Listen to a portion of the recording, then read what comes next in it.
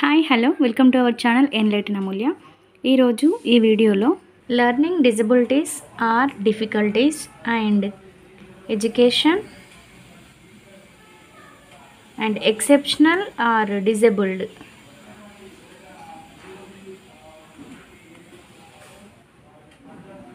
Children in mathematics గురించి తెలుసుకున్నాం. అంటే మ్యాథమెటిక్స్లో ఉన్నటువంటి అభ్యసన వైకల్యాలు పిల్లలు ఎలా ఉంటారు వాటి గురించి డిస్కస్ చేస్తాం. According to Cyril Burt, backwardness in education is nothing but a child is not up to the mark with his classmates. పిల్లల్లో బ్యాక్వర్డ్నెస్, పిల్లలు చాలా వెనుకబడి ఉన్నారు అని ఎట్లా చెప్తారంటే వాళ్ళ పీర్ గ్రూప్ ఉంటుంది కదా, వాళ్ళ క్లాస్మేట్స్తో అందరికన్నా తక్కువ పర్ఫార్మెన్స్ని ఇస్తే కనుక తను క్లాస్లో వెనుకబడినట్టు అర్థం. ఎవరి ప్రకారం? సిరిలో బర్ట్ ప్రకారం. అదే అకార్డింగ్ టు ఎఫ్జే షాన్లో, ఇతని ప్రకారం బ్యాక్వర్డ్నెస్ అంటే ఏంటో కాదు, ఐక్యూ లెవెల్ అనేది లెస్ దెన్ 85% ఉంటే వాళ్ళు పిల్లలు బ్యాక్వర్డ్నెస్ అంటే వెనుకబడినటువంటి పిల్లలు, అందరితో సమానంగా లేరు, మినిమం లెర్నింగ్ లెవెల్ సాధించడం లేదు అని అర్థం. ఇక్కడ ఐక్యూని క్యాలిక్యులేట్ చేయడం సైకాలజీ పరంగా కావచ్చు, ఇక్కడ కావచ్చు, ఒక క్వశ్చన్ అయితే వస్తుంది. ఇంటెలిజెంట్ క్వశ్చన్ని ఎట్లా క్యాలిక్యులేట్ చేస్తారంటే మెంటల్ ఏజ్, క్రానలాజికల్ ఏజ్ అంటే మన ప్రస్తుత వయస్సు అన్నట్టు, ప్రజెంట్ మన ఏజ్ దాది అంటే ఫిజికల్ ఏజ్, దాంతోపాటు మెంటల్ ఏజ్, మన మెంటల్ కండిషన్ ఎలా ఉంది, మన ఐక్యూ లెవెల్స్ ఎలా ఉన్నాయి. అంటే 10 ఏళ్ళ వయసు పిల్లవాడు 13 సంవత్సరాలు పిల్లవాడు సాధించే సమస్యలు సాధిస్తే అతను 13, అతని మెంటల్ ఏజ్ 13 అనమాట. ఒక అబ్బాయికి 10 ఇయర్స్ ఉన్నాయి కానీ మినిమం 6 ఇయర్స్ చదవగలిగేటి కూడా చదవట్లేదు అంటే తన మెంటల్ ఏజ్ 6 దగ్గర ఆగిపోయింది, అంటే 6/10 అని రాయాలన్నమాట. ఇట్లా మనం ఐక్యూని క్యాలిక్యులేట్ చేయాల్సి ఉంటుంది. అండ్ ఇంకొకటి అచీవ్మెంట్ కోషెంట్ అని కూడా ఉంటుంది, ఏక్యూ. అచీవ్మెంట్ కోషెంట్ అంటే ఎడ్యుకేషన్కి సంబంధించింది కాబట్టి educational age by mental age into 100. So ఇది అచీవ్మెంట్ కోషెంట్కి సంబంధించింది. ఇక్కడ మ్యాథమెటిక్స్లో డిజార్డర్ని అంటే లెర్నింగ్ డిజబిలిటీని ఎట్లా చెప్తారంటే డిస్కాల్కులియా అనేది mathematical disorder in learning disabilities. ఇక్కడ ఐక్యూ యొక్క డిస్ట్రిబ్యూషన్ టేబుల్ ఉంది, అంటే ఒక్కొక్క బుక్లో ఒక్కొక్కలాగా ఉంది కానీ కొంచెం గుర్తుంచుకోండి. బిలో 25% ఉంటే మాత్రం ఈడియట్స్ అంటే మూర్ఖులు అన్నమాట. అండ్ 26 to 50% ఉంటే ఇంబిసెల్స్, 51 to 70% ఉంటే మోరాన్స్, 71 to 80 ఐక్యూ అనేది 71 to 80 ఉంటే స్లో లెర్నర్స్. అదే 81 to 90 ఉంటే below average, 1 to 110. And 111 to 120 ఉంటే ఎబోవ్ యావరేజ్, 121 to 130 ఉంటే హై ఇంటెలిజెంట్, ఎక్కువ తెలివైన వాళ్ళు. అండ్ 131 to 140 ఉంటే సుపీరియర్, ఇంకా వీళ్ళకన్నా గ్రేట్ అన్నమాట. అండ్ 141 ఎబోవ్ ఉంటే మాత్రం వాళ్ళు గిఫ్టెడ్ అంటే వరదత్తులు, చాలా చాలా క్లేవర్ స్టూడెంట్స్ అనమాట. Next reasons for backwardness. అసలు పిల్లలు బ్యాక్వర్డ్ వెళ్ళడానికి, వెనుకబడడానికి కారణాలు ఏంటంటే ఫస్ట్ ల్యాక్ ఆఫ్ ఇంటెలిజెన్స్ అంటే వాళ్ళకి తెలివి లేకపోవడం.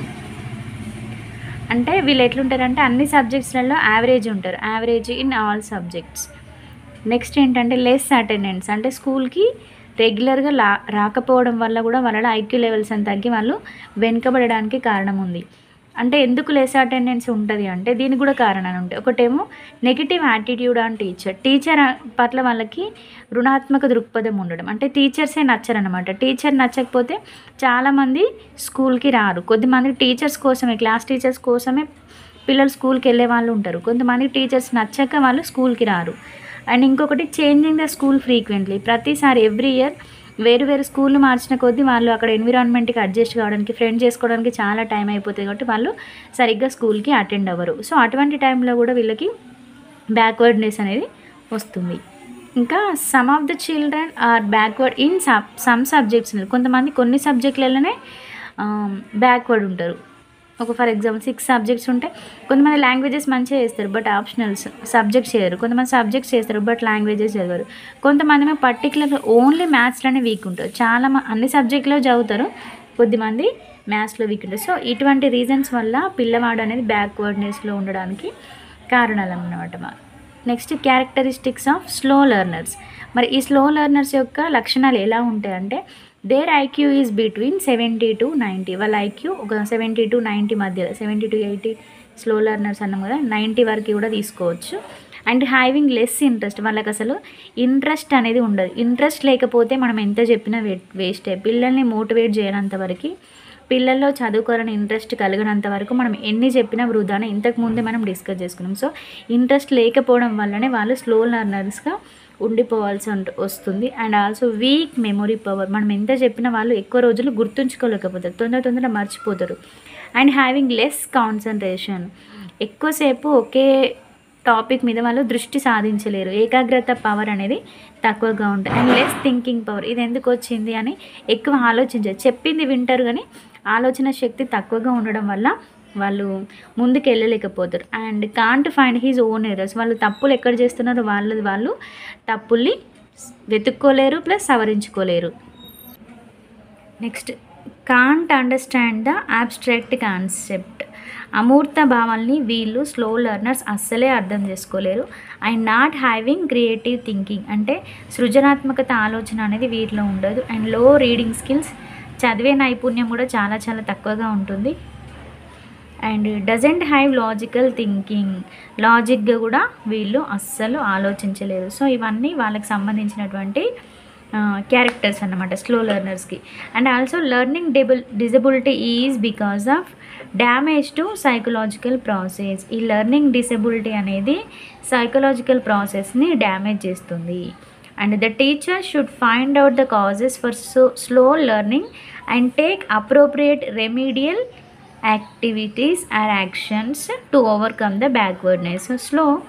సో ఇక్కడ పిల్లలు ఎందుకు బ్యాక్వర్డ్ ఉంటున్నారు, దానికి తగిన కారణాలు తెలుసుకొని దానికి రెమీడియల్ టీచింగ్ని మనం, అంటే లోప నిర్ధారణ పద్ధతి అంటే మనం ఎక్కడ లోపం జరుగుతుందో తెలుసుకొని దాన్ని రెక్టిఫై చేసుకుంటూ మన టీచింగ్ మెథడ్స్ని మెరుగుపరుచుకుంటూ ఆ బ్యాక్వర్డ్నెస్ ఎందుకు వచ్చిందో వాటిని తగ్గించే ప్రయత్నం అయితే టీచర్ కంపల్సరీ చేయాలి. అండ్ కాజెస్ ఫర్ బ్యాక్వర్డ్నెస్, అసలు ఈ బ్యాక్వర్డ్నెస్కి మెయిన్ కారణాలు ఏంటి అంటే ఫస్ట్ ఫిజికల్ డిజబిలిటీ, కొంతమందికి ఏమైనా శారీరక వైకల్యం ఉంటుంది, కొంతమందికి ఏమో మెంటల్ డిజబిలిటీ ఉంటుంది.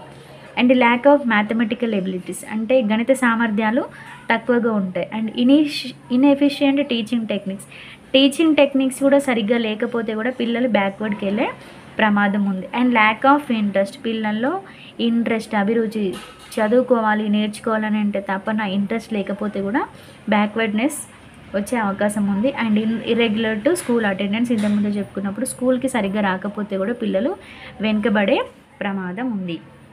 And teaching methods for slow learners, మరి ఇటువంటి స్లో లెర్నర్స్కి ఎటువంటి టీచింగ్ మెథడ్స్ని యూజ్ చేయాలంటే ఫస్ట్ యాక్టివిటీ మెథడ్ అనేది యూజ్ చేయాలి. This is the best method for slow learners. నార్మల్గా లెక్చర్ మెథడ్ కానీ లెక్చర్ కమ్ డెమాన్స్ట్రేషన్ మెథడ్, ఇటువంటి మెథడ్ చెప్పినప్పుడు పిల్లవాడు సరిగ్గా అర్థం చేసుకోలేదు. ఈ యాక్టివిటీ మెథడ్ ద్వారా పిల్లల్ని అందులో మనం పార్టిసిపేట్ చేయించగలిగితే కనుక తను మారే అవకాశాలు చాలా వరకు ఉంటాయి. And teacher has to take individual care of each and every children, క్లాస్లో ఉన్నటువంటి ప్రతి ఒక్కరి మీద ప్రత్యేకమైన శ్రద్ధ తీసుకోవాల్సిన అవసరం ఎంతైనా ఉంది. అంటే పిల్లవాడిని చూడగానే అతను ఏ లెవెల్లో ఉన్నాడు, ఎక్కడి నుండి చెప్పాలి, ఎట్లా మోటివేట్ చేయాలి, ఇవే గుర్తు రావాలంటే ప్రతి ఒక్కరి మీద తనకి అవగాహన ఉండాలి. అండ్ ప్రతి ఒక్కరి మీద సెల్ఫ్ కేర్, ప్రత్యేక శ్రద్ధ కూడా తీసుకోవాల్సి ఉంటుంది. And mathematics has to be taught in second period only, mathematics maximum ఒక సెకండ్ పీరియడ్లో చెప్పడానికి ట్రై చేయాలి. And motivated and encourage them by distributing small prizes, ఎవరైతే స్లో లెర్నర్స్ ఉన్నారో వాళ్ళు కొంచెం మంచిగా చేసినప్పుడు వాళ్ళని మనం ఎంకరేజ్ చేస్తూ చిన్న గిఫ్ట్ ఇస్తే కనుక వాళ్ళు ఇంకా మోటివేట్ అయ్యి నేను చదివితే మేడం గిఫ్ట్ ఇస్తుంది, ఇంకా చదవాలి అని వాళ్ళు మారే అవకాశాలు ఉన్నాయి. కాబట్టి మనం పిల్లలకి బహుమతులు చిన్న గిఫ్ట్స్ ఇస్తే వాళ్ళు ఎంకరేజ్ చేస్తే కనుక వాళ్ళు ఖచ్చితంగా మోటివేట్ అవుతారు. ఈ బ్యాక్వర్డ్నెస్ నుండి బయటపడే అవకాశాలు చాలా ఉన్నాయి.